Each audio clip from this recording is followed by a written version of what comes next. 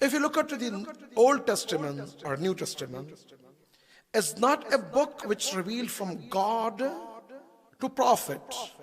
It was narrated and compiled and written by a people. The first book of New Testament is written after 60 years, 6 decades. Then other books, close to 200 years after the Jesus, Isa ala Nabiyyina, alayhi ala fatihatu wassalam. But this Quran, when I talk about Quran, this is not a historical book. This is not a traditional or narrational book.